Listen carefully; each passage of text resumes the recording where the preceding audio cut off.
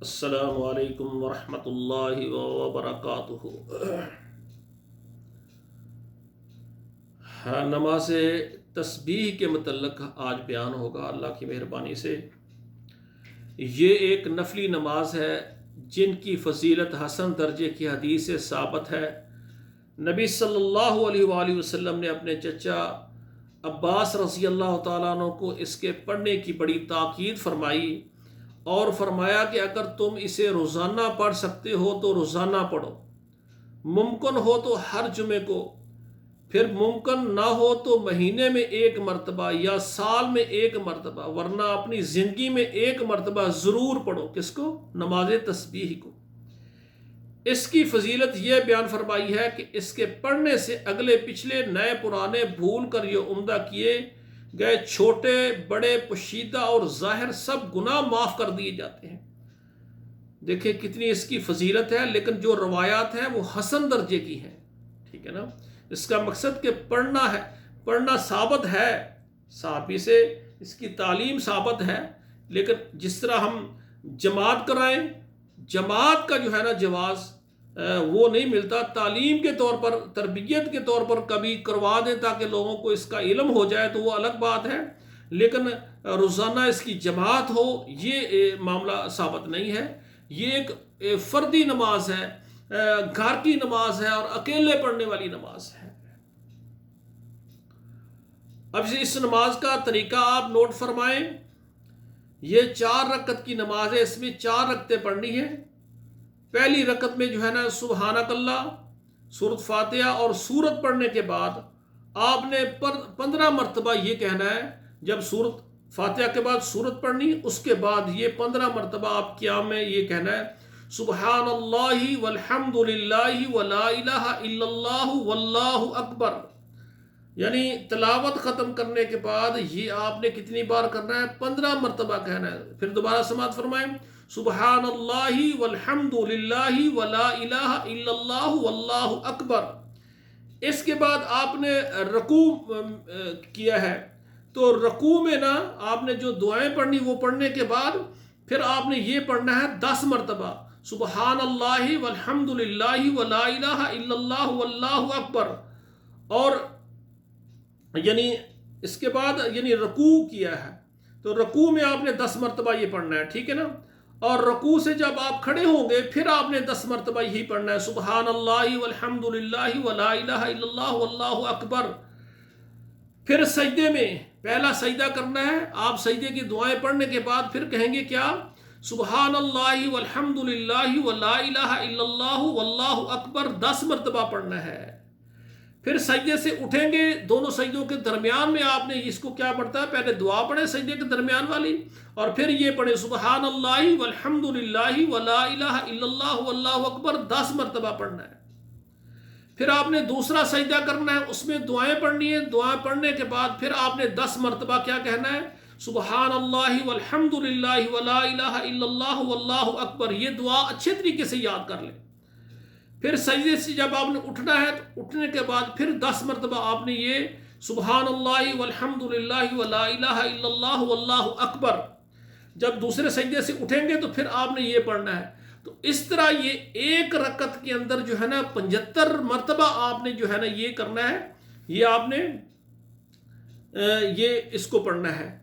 تو یہ آسان ہے، اس کو دیکھیں، پہلے ثنا پڑھیں گے، پھر سورۃ فاتحہ پڑھیں گے، پھر سورت پڑھیں گے۔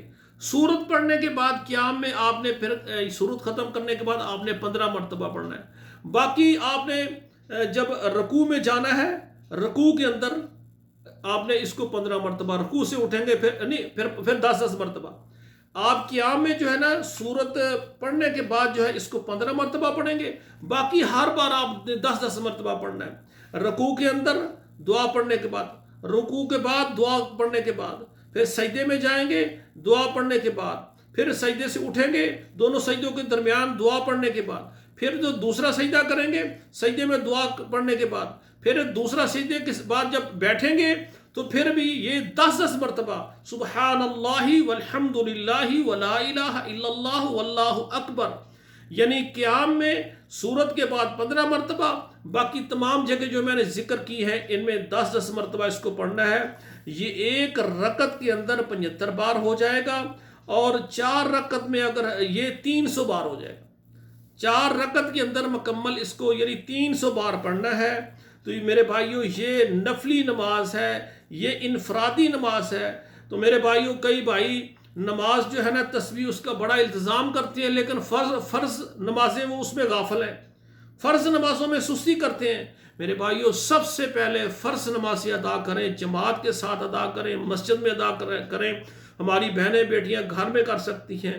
تو باقی میرے بھائیوں یہ پہلے فرائض کو ادا کریں، پھر تہجد کی نماز پڑھیں. وہ بھی ہے ان قرآن الفجر کان مشہودا، تہجد بہت بڑا عمل ہے.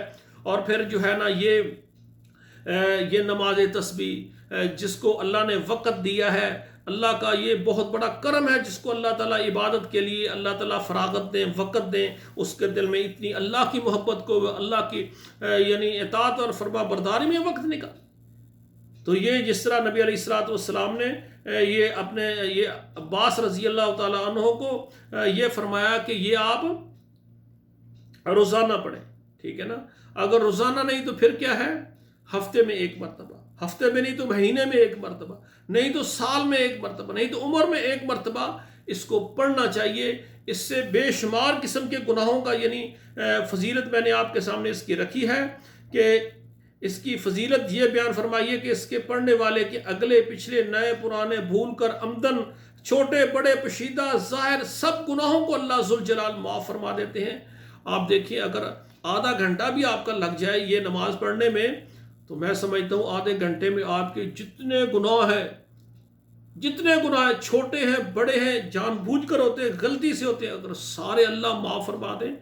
میں کہتا ہوں کہ آدھا گھنٹہ لگانے سے پوری زندگی کے سارے گناہ وہ ختم ہو کر، اور پھر اللہ تعالیٰ نے یہ وعدہ کیا ہے کہ جب بندہ بطور استغفار اور توبہ گناہوں کے لیے میرے پاس آتا ہے، میرے در پر آتا ہے، میں رب العالمین ہوں. اللہ کہتے ہیں میں اکیلے گناہ نہیں معاف کرتا. اللہ کہتے ہیں میں گناہ معاف کر کے جتنے گناہ کیے اتنی ہی اس کے نامہ اعمال میں نیکیاں درج کر دیتا ہوں. تو میرے بھائیوں آپ سب جو بھی میرے اس قرآن مجید کے ترجمے کو سماعت کریں ان سے میری یہ گزارش ہے کہ آپ میرے لیے بھی دعا کریں. میں بھی آپ کی طرح انسان ہوں، جس طرح آپ سے سستی ہوتی ہے مجھ سے بھی ہو سکتی ہے. اللہ مجھے پکا نمازی بنائے، اللہ میرے دل کو اپنی عبادت کے لیے خاص کر دے. اور سب سے بڑی بات یہ ہے کہ میں اللہ کی مہربانی سے کام کر رہا ہوں پوری امت کو ایک کرنے کا. کوئی کہتا ہے جی نبی پاک میرے ہیں، کوئی کہتا ہے میرے ہیں، کوئی سب کے ہیں. بھائی اب قیامت تک کوئی نبی نہیں آئے گا. جو بھی انسان آپ کو نظر آ رہا ہے، چاہے وہ کسی فرقے کا بھی دعویٰ کرے میرا فلاں فرقہ ہے، اس کا نبی ایک ہی حضرت محمد صلی اللہ علیہ وسلم. ہمارا آپ کا سب کا نبی حضرت محمد صلی اللہ علیہ وسلم ہے. یہ قرآن مجید ہماری سب کی اجتماعی کتاب ہے. ہم ایک امت ہیں. کنتم خیر امت اخرجت للناس تأمرون بالمعروف وتنہون عن المنکر. تو میری آپ بھائیوں سے گزارش ہے کہ میں ساری نبی پاک کی امت کو اتحاد سے ایک کرنا چاہتا ہوں. ہمارا ایک امام ہو، ہماری مسجدیں ایک ہی ہوں، ہم سب اکٹھے ایک دوسرے کی خوشی غمی میں شریک ہوں، ایک دوسرے کی مدد کریں، ایک دوسرے سے محبت کریں، ہم ایک مسلمان ہو جائیں، ایک ہو جائیں. اس سلسلے میں آپ میرے لیے دعا کریں، اللہ مجھے اس معاملے میں کامیابی عطا فرمائے. ٹھیک ہے نا؟ پورے پاکستان کے ہمارے مسلمان ایک ہو جائیں، پھر پوری دنیا کے ہمارے مسلمان ایک ہو جائیں. تو جب پوری دنیا کے مسلمان ایک ہو جائیں گے تو مسلمانوں کے جو دشمن ہیں، اعداء ہیں، مخالف ہیں، وہ کچھ بھی ہمارا نہیں بگاڑ سکتے. ہم اللہ کے ہو جائیں اور اللہ کی نصرت ہمارے لیے ہے. اور اسی طرح میں ادارہ بھی بنانا چاہتا ہوں اسلام آباد کے اندر. اس سلسلے میں پاکستان میں ادارے قائم کرنا چاہتا ہوں. سب سے پہلے میں اسلام آباد میں کام کروں گا. میں نے اس کے لیے مرکز اور مسجد اور سب کچھ بنانا ہے. تو سب بھائیوں سے دعا یہ اپیل ہے کہ آپ میرے لیے دعا بھی کریں، اور جن کو اللہ نے دیا ہے وہ میرے ساتھ رابطہ کر کے. تو اسلام آباد کے اندر اللہ کی مہربانی سے ہم نے ایک ادارہ بنانا ہے بہت بڑا. اس کے لیے جگہ خریدنی ہے، اور اس کے لیے یعنی ہم نے میرا یہ ذہن ہے کہ میں ایسا نام کا انتخاب کروں جو سب بھائیوں کے لیے، تمام فرقوں کے لوگوں کے لیے ایک وہ واحد نام ہو جس پر کسی کو اعتراض نہ ہو. تو میں نے ادارہ بنانا ہے، اس کا نام رکھنا ہے محمد الرسول اللہ ایجوکیشن کمپلیکس. محمد الرسول اللہ ایجوکیشن کمپلیکس، اس میں جو ہے پریپ سے لے کر یونیورسٹی تک کی ساری تعلیم وہاں دی جائے گی، اور ساتھ عصری دنیاوی تعلیم اور دینی دونوں چلیں گی، یعنی دونوں تعلیمیں اس میں نے جمع کرنی ہے، دین بھی ہوگا دنیا بھی ہوگا۔ ہمارے یعنی ادارے میں پڑھنے والے ڈاکٹر بھی بنیں گے، انجینئر بھی بنیں گے، فوج میں جائیں گے، اور یعنی ہماری انتظامیہ پولیس میں جائیں گے، جج بنیں گے، وکیل بنیں گے۔ کیا ہوگا؟ ان کے سینوں میں قرآن کی محبت ہوگی، قرآن کا علم ہوگا انشاءاللہ۔ اس طرح سے ہمارے پورے ملک میں نظام اسلام کا ہو جائے گا۔ جب ہم سب کے سینے میں قرآن ہوگا تو پھر کیا ہوگا؟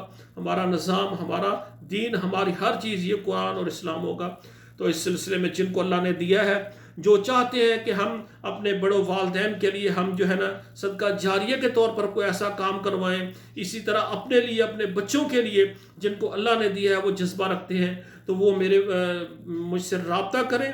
اور اسلام آباد کے اندر میں نے سب سے پہلے جامع مسجد کے لیے جگہ لینی ہے، پھر ادارے کے لیے میں نے جگہ لینی ہے۔